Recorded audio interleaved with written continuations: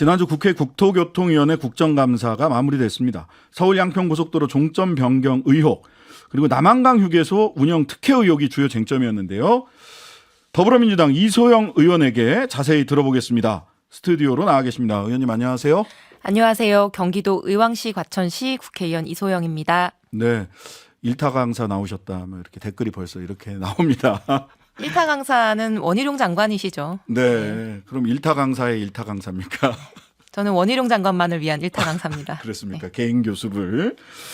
자, 먼저 그 두 가지로 나눠서 저희들이 여쭤볼 건데 서울 양평 고속도로 종점 변경 의혹 국감까지 마치셨어요. 자, 네. 이 사건의 본질 일타 강사의 일타 강사 이소영 의원이 본 이 의혹의 본질 뭡니까?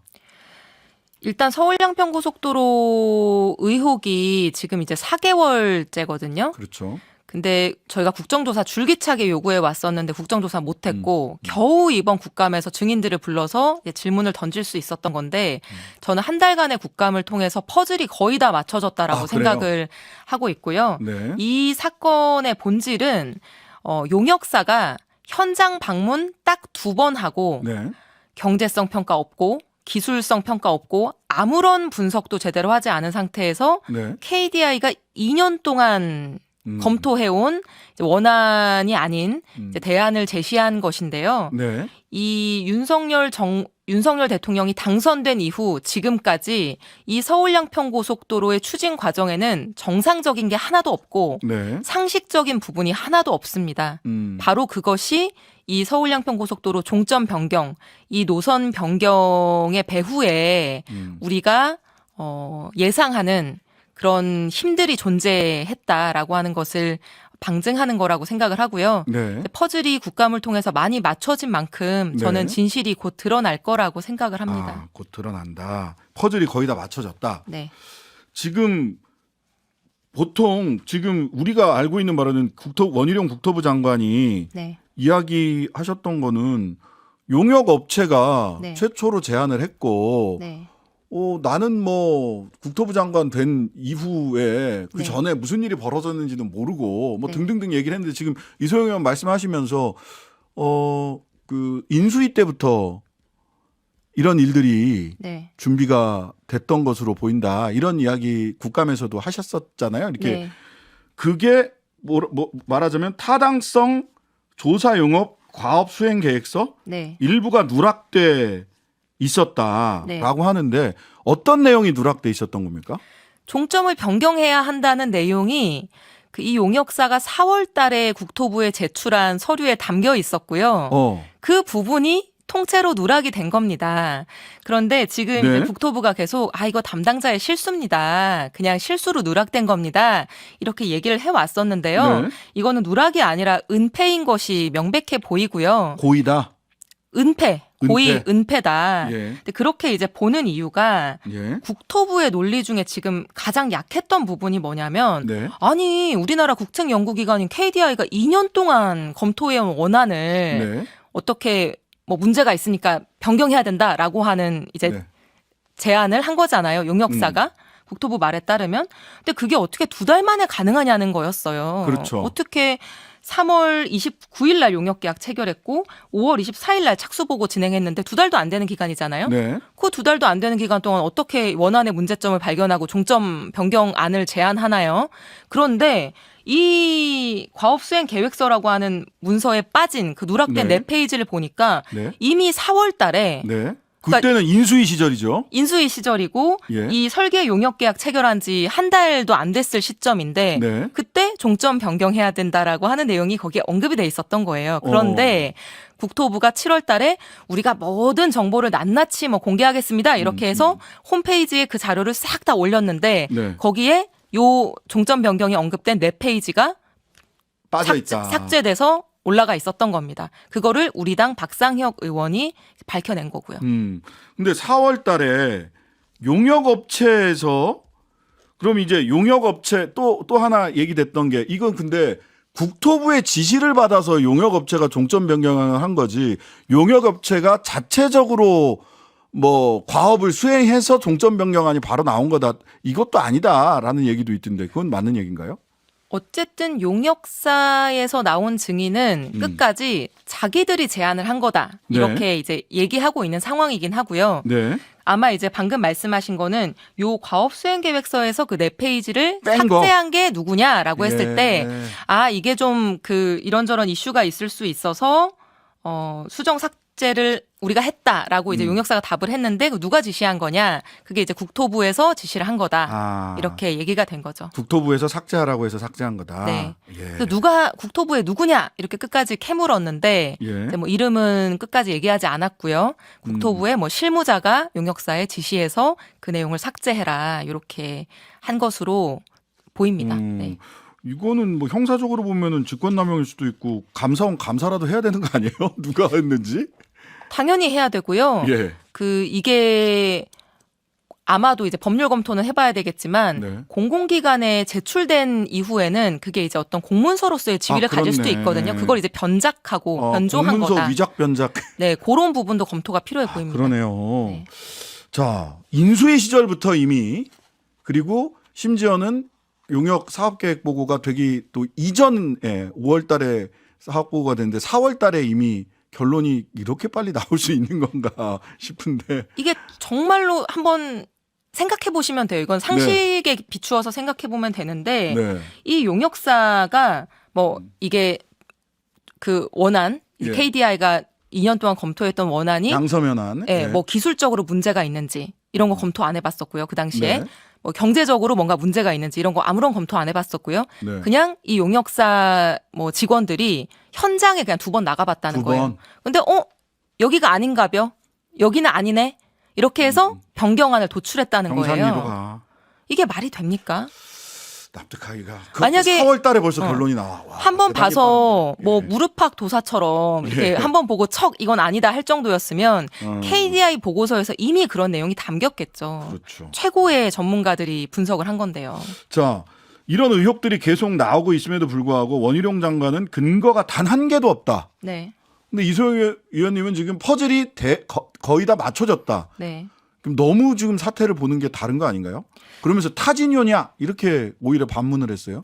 제가 이거 타진요 같다 이렇게 원희룡 장관이 얘기하는데 예. 제가 그때 발언 기회가 없어서 발언을 하지는 못했지만 속으로 무슨 질문을 던지고 싶었냐면 네. 그래서 다스는 누구 거냐 이런 반문을 하고 싶더라고요. 네. 이게 2007년 당시에 이명박 전 대통령이 새빨간 거짓말입니다 이렇게 얘기했지만 그랬죠. 결국에는 13년이 지나서 대법원에서 다스는 MB 거다 이렇게 확정 판결이 나지 않았습니까? 그랬죠. 그래서 그렇게 진실이 밝혀지는 데에 지금 시간이 걸리고 있는 과정이 필요한 상황인 것이고요. 저는 원희룡 장관이 너무 막 나가고 있는데 네. 7월 달에 이거 백지화 선언하면서 네. 민주당의 날파리 선동이다 이렇게 얘기했거든요. 그랬죠. 예. 실제로 그 당시에 본인이 얘기했던 것들이 사실이 아니고 오히려 이제 반박 자료들, 근거들이 하나씩 이제 네. 나오고 있는 상황인데 네. 이제 잘못했다는 것, 본인이 틀렸다는 걸 이제 인정하기가 싫기 때문에 네. 이렇게 또 뭐 타진요니 뭐니 이렇게 고집을 부리고 있는 걸로 보입니다. 근데 원희룡 장관 태도가 조금 전술이 바뀐 건지 태도가 바뀐 건지 모르겠는데 7월 달에는 막 날파리 선동이다고 굉장히 강하게 본인이 다 이 사건을 떠안고 가는 것 같은 태도였는데 국감 때는 보니까 아니 그거는 실무자가 전문가가 이렇게 태도가 좀 바뀌었잖아요. 네. 왜 바뀐 겁니까? 그렇게 다 떠안고 가기는 본인도 부담스러운 건가요? 어떤 거예요? 일단은 본인이 메모까지 검토해서 모든 자료를 다 공개했다 이렇게 맞아요, 얘기했는데 맞아요. 예. 본인이 모르는 자료들이 왕창 있었다, 공개되지 않은 것들이 왕창 있었다 이런 것들이 이제 우리 당 의원들을 통해서 밝혀졌고요. 네. 또 막 자신 있게 그 종점안에 대해서 BC 값도 잘 나옵니다 이렇게 얘기했는데 굉장히 자신만만했죠. 예, BC 분석이 전혀 이루어지지 않은 상태였다는 것도 공개가 됐고요. 본인이 무슨 말을 하는 동시에 또 수변 구역이어서 개발이 안 됩니다 이랬는데 수변 구역이어도 개발이 된 사례가 엄청 많다 이런 게 또 밝혀졌고요. 이소영 의원께서 따박따박 다 짚어줬죠. 네, 그래서 예. 무슨 말을 하면 그게 이제 족족 다 반박이 되기 때문에 이제는 직접 뭔가 주장하거나 말하지 않고 그거는 전문가한테 물어봐라. 그러니까요. 실무자가 안다. 이제 이런 식으로 지금 회피를 하고 있는 거죠. 자, 국정감사에서 이소영 의원이 지적을 하면서 새롭게 떠오른 의혹 중 하나가 남한강 휴게소 운영 특혜 의혹입니다. 네. 이 의혹의 핵심부터 좀 정리해 주시죠. 이 서울 양평 고속도로의 변경 종점과 1km 거리에서 지어지고 있는 휴게소가 도공이 229억 원을 투입해서 건물을 거의 다 지었는데 그랬더라고요. 그 새누리당 전 국회의원 출신의 함진규 도로공사 사장이 네. 부임한 직후에 갑자기 민자 사업장으로 전환이 되면서 민자 사업 45억 원의 45억 원의 부담만 한 민자 사업자가 이 휴게소 15년 운영권을 따가게 됐고요. 그 업체가 공교롭게도 2021년 대선 캠페인 당시에 네. 윤석열 대통령과 관련된 기업이다. 윤석열 테마주로 꼽히면서 네네. 엄청난 주가 상승을 누렸던 그런 회사라는 것입니다. 네. 그래서 이 멀쩡한 도로공사가 100% 투입을 하고 있던 사업장이 민자로 전환된 것 자체도 굉장히 특혜 의혹이 짙고, 그리고 그 과정에서 이제 권력자들이 개입하지 않았다면 일어나기 어려운 이런 상황들, 정황들이 발견됐기 때문에 그 부분을 감사원이 감사해야 되고 또 수사해야 된다, 이런 주장을 하고 있는 상황입니다. 그러니까 15%만 딱 부담하고 15년간 사업 운영권을 보장을 받는 방식. 네. 이게 유일하다고 많이 알려져 있고 지금. 완전 유일합니다. 예. 이 제정고속도로 휴게소가 207개거든요. 네. 근데 한 90% 정도는 도공이 그냥 다 짓고 임대사업자한테 임대 주는 방식이고요. 네. 5년마다 한 번씩 재계약하는 거죠. 네. 예. 나머지 10%는 이제 민자 사업자가 다 짓고 한 뭐 25년, 30년 이렇게 운영하는 건데요. 이렇게 도로공사가 200억 넘게 다 투입해서 지어놓은 거를 사후에 거의 뭐 오픈 4개월 전 가서 민자 사업장으로 전환한 건 유일합니다. 네. 도로공사 측은 첨단 휴게소라서 이런 유일한 방식도 채택될 수 있었다라는 식으로 얘기를 하는데 어떤 부분이 첨단입니까? 일단 뭐 VR 드론 이런 막 미사 여구들 나열하고 있는데요. 이게 전혀 말이 되지 않는 주장입니다. 네. 이게 뭐 미래형 첨단 휴게소를 만들기 위해서 이제 다 지어놓은 휴게소를 민자로 전환했다고 하는 거잖아요. 네. 근데 미래형 휴게소이려면 건물도 미래형이어야 될 거 아니겠어요? 네네. 근데 건물은 제가 직접 현장도 가봤는데요. 네. 네모 반듯한 너무나 평범한 휴게소입니다. 네. 아무 미래하고 첨단하고 관련 없는 휴게소로 설계하고 기획해서 다 지어놓고서 나중에 그 드론 몇 대 이렇게 날아다니면 그게 첨단 휴게소가 되는 건가요? 그것도 그렇고요.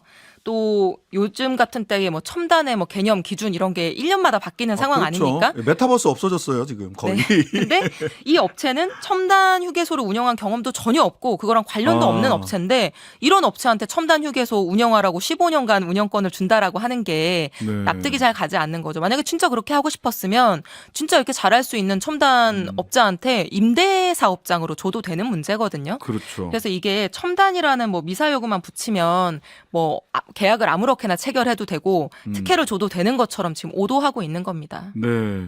국민들이 원하는 휴게소는 주차하기 편하고 라면이나 음식 맛있고 좀 널찍한 휴게 공간이 있고 하는 그런 곳이 아닐까. 아니 첨단도 좋은데 첨단 휴게소로 할 거였으면 애초에 설계를 그렇게 해서 그렇죠. 네모 반듯한 직각이 아니라 멋있게 이렇게 건물도 짓고 하지 않았겠어요? 네. 그렇네요. 남한강 휴게소 건설 현장도 직접 방문을 하셨고 휴게소 위치에 대해서도 좀 근본적인 문제 제기도 하셨던데 근데 다시 이제 그 서울 양평 고속도로로 가면 BC 분석이라고 국감 바로 앞두고 네. BC 분석을 해서 네. 소위 그 변경안 그 병산리 안이 BC가 양서면 안보다 조금 낫다라고 네. 하면서 전문가들이 지적을 했던 게 갑자기 종점 조금 옮겼는데 교통량이 일일 수천 대가 늘어난다. 이거 문제 아니냐라는 말씀 하셨어요. 그죠? 이게 진짜 황당한 얘기인데요. 예. 이게 6,000대가 이제 더 늘어난다는 거예요. 하루에 6,000대. 하루에 이제 예. 이 고속도로를 통행하는 이제 양이 예. 양평에서 그 양서면에서 병산리로 7km 정도 종점을 옮기면 아래로 옮기면 이제 6,000대의 교통량이 늘어난다라고 하는 건데 네. 이게 생각해 보십시오. 양서면이 종점일 때 이 고속도로를 타지 않던 6,000대의 차량이 네. 차로 4분 거리 네. 7km 밑으로 이게 내려온다고 해서 갑자기 이 고속도로를 타게 된다? 갑자기 6,000대군이 나타나 네. 매일매일. 이 전제 자체가 사실 맞지 않고요. 두 번째는 이 고속도로가 원래 계속 추진이 안 되다가 딱 네. 추진이 된 계기가 네. 3기 신도시가 들어오면서였었거든요. 네, 하남하고 남양주에. 예. 근데 그 3기 신도시 배후 인구가 25만 명이거든요. 네. 근데 KDI가 분석한 예타 보고서를 보면은 네. 이 25만 명의 3기 신도시가 유발하는 일일 교통량이 1,000대밖에 안 돼요. 그럼 6,000대가 되려면 한 200만 도시가 있어야 되나요? 여기에 양평에 3기 신도시가 생겨야 말이 되는 거죠. 근데 양평 인구가 빅픽천가요? 3기 신도시 양평? 아니 수변구역이라서 개발 안 된다면서요. 네. 이 양평의 인구가 12만이고 그 아래에 있는 여주도 11만밖에 안 됩니다. 근데 어떻게 여기에서 예. 불과 7km 종점이 변경된다고 6,000대가 생기겠습니까? 그거 자체가 조금만 생각해 보면 말이 되지 않는 것인데 원희룡 장관한테 이거 말 안 되지 않습니까? 이랬더니 네. 전문가에게 물어보십시오. 이렇게 대답을 하더라고요. 네. 본인이 메모까지 다 챙기시던 분이 그 부분에 대해서는 그러셨군요. 네. 어쨌든 뭐 B 씨가 그래서 6,000대가 더 늘어나기 때문에 0. 뭐 이렇게 조금 더 좋다. 0.1이 더 낫다. 0.1이 더 좋아진다 이런 얘기를 하시는데 자 국감까지 마쳤습니다. 앞으로 이 퍼즐을 완성시키기 위해서 어떤 민주당에서는 계획 갖고 계신가요? 일단 오늘 이제 의원총회를 했는데 이제 이 서울 양평 고속도로는 정말로 국정조사가 반드시 필요하다 이런 이제 얘기를 다시 나눴고요. 예. 국정조사 추진을 다시 한번 이제 강력하게 하겠다 네. 이렇게 원내대표가 다짐을 하셨고요. 이게 국정조사가 꼭 필요한 이유가 뭐냐면 네.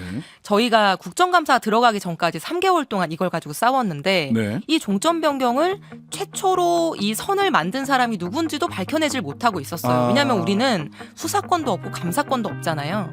그런데 국정감사에서 증인을 소환하니까 바로 밝혀졌거든요. 그래서 그렇군요. 증인 소환이 가능한 국정조사가 반드시 필요합니다. 네, 오늘 말씀 여기까지 듣겠습니다. 지금까지 더불어민주당 이소영 의원이었습니다. 감사합니다. 감사합니다. 하루 종일 기다려지는 진짜 시사. 평일 저녁 6시 5분 신장식의 뉴스 하이킥.